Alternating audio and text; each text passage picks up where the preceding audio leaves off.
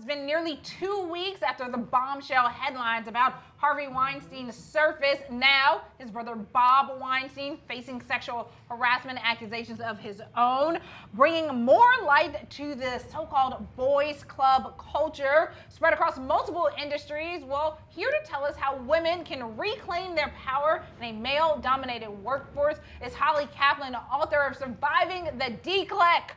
Holly, thank you so much for coming to Cheddar. I mean, Harvey Weinstein, the Weinstein Company, just embroiled right now with scandal. Harvey, of course, saying he came up in the dinosaur era where this is the sort of stuff men did. How can women just tear that down just left and right, Holly? That is a great question. I mean, first of all, with these guys, they are dinosaurs.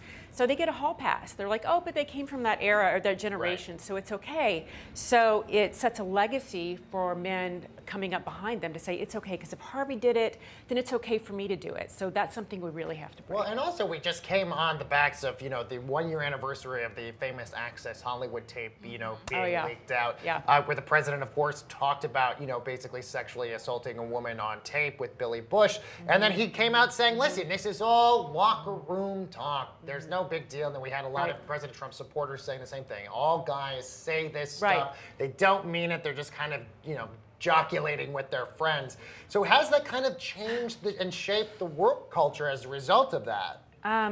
We have to speak up and say it's not okay. It's that simple because it's been acknowledged as being okay. It's just a matter of us saying something and stopping it when it starts and not letting it happen. And I think as women, we keep our mouths shut. We don't say anything because we're taught to be quiet and compliant. So it's time for us to do something different. How can we, in our everyday jobs, it doesn't matter what industry you're in, how do you identify the so-called boys club? That is hard to do. I got to say that because when you're so used to it and you live in it, it just seems to be the norm. But the bullying and the shaming and the ranking does occur. You recognize it when you start to feel bad, actually. I did it for a long time, and it took me a while to put words to it. If I said, hey, if I told my manager I want to lead on a project, and he's like, no, that's okay, Holly. Bob's got this.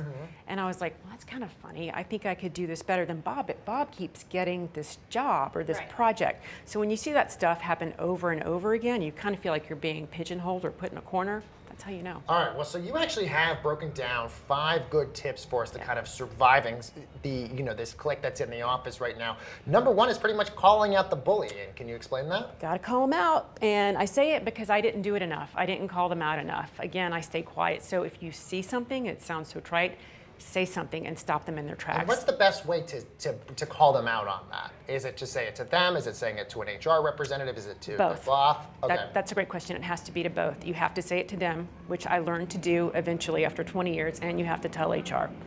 And when you tell them, it kind of shocks them because they're not ready for it. Because they're used to doing it. And I'm sure and I'm sure the common response, especially if you're calling them out, is like, "Oh, I'm just kidding. I'm always joking. It's fine." It is defensive. I would say nowadays, especially with all the stuff that happens out in Silicon Valley, especially with a company like Uber, you always hear about this unconscious bias like popping up in the workplace. And when you actually bring that to the forefront and say, okay, this may actually be unconscious, like I don't think this person's intentionally doing it, but they are doing it. Right, they are doing it, and you have to make them uncomfortable. And it's okay to make them uncomfortable to get to the comfortable spot. All right, the second point you have on here, do not engage in self-doubt. Oh my gosh. Explain that.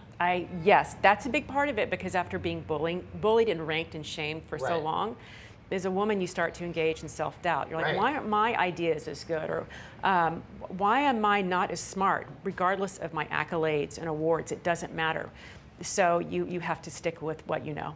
You have to, That is hard. Yeah, it's very hard. But also learning maybe that instead of like, you're not trying to come down on men, you're really trying to find a happy medium where you can partner with them. I think that's also a challenge too, because people then feel attacked if you start speaking up. Right. And I don't want men to feel like they're being attacked. We just need to find a happy medium, just like you're saying. We need to find that spot for our daughters and our sisters and our successors. All right, your third point on this is being true to yourself and not emulating their terrible behavior.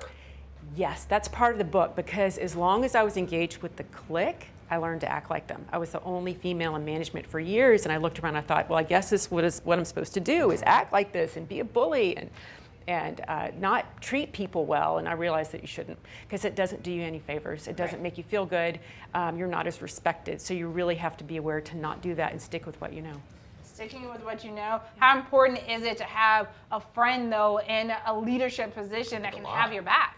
That's a great point. That can help you so much, especially if you have someone like that in a leadership position in HR. All right, and finally, the big one is leading by example. You know, probably so many women who are going through what's going on in the office probably don't say anything, and so somebody actually finally standing up could be the example that everybody in the office is waiting for. Right. Women are excellent leaders, and it's time for us to lead in that manner and know it's okay and not take a step back. So that was my point by that very last point. We have to lead by example and lead what we know, because it is right and it is a good way.